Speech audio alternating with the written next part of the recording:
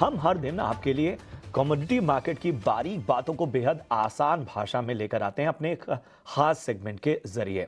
और आज आखिर कौन सी दिलचस्प जानकारी आपके सामने होगी, कमोडिटी की एबीसीडी में बता रहे हैं हमारे सहयोगी विश्व मोहन।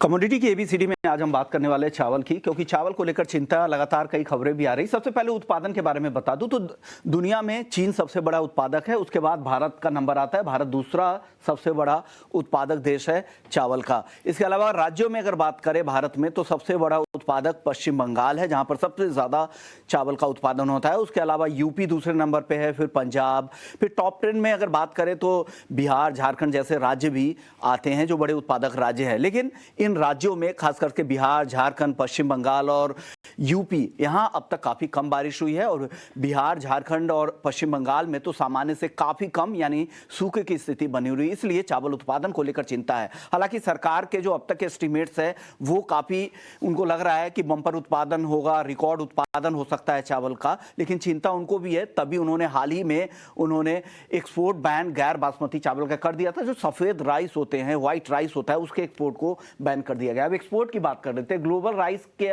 जो एक्सपोर्ट का जो मार्केट है उसमें भारत की हिस्सेदारी 40% है, यानी अकेले भारत से करीब करीब 40% चावल का एक्सपोर्ट होता है। 2022 में 222 मिलियन टन का एक्सपोर्ट हुआ था। भारत में 100 से ज्यादा देशों में भारत में एक्सपोर्ट होता है। गल्फ के जितने भी कंट्रीज हैं तकरीबन हर जगह भारत का चावल जाता है। बासमती भी चावल का भी एक्सपोर्ट होता है और गैर बासमती चावल का है। हालांकि गैर बासमती पे अब एक्सपोर्ट पे पाबंदी लगा दी गई है, रिस्ट्रिक्टेड कैटेगरी में, सरकार की इजाजत के बाद ही इसे जारी किया जा सकता है। लेकिन बासमती चावल का एक्सपोर्ट एज इट इज जारी है। अब एक और खबर यह आ रही है कि एफसीआई का जो बफर लिमिट था उस लिमिट से अब चावल का स्टॉक एफसीआई के पास कम हो गया है। और इस वजह से एफसीआई ने क्या कदम उठाया है कि एथेनॉल उत्पादन करने वाली जो कंपनियां हैं, जो डिस्टिलरीज हैं, उनको सप्लाई बंद कर दी है। पिछले एक हफ्ते से उन्हें कोई सप्लाई नहीं हुए, तो ऐसे में 100 डिस्टिलरीज पे संकट आ गया है कि वो कैसे अपने एथेनॉल उत्पादन को आगे ले जाएंगे। क्योंकि सरकार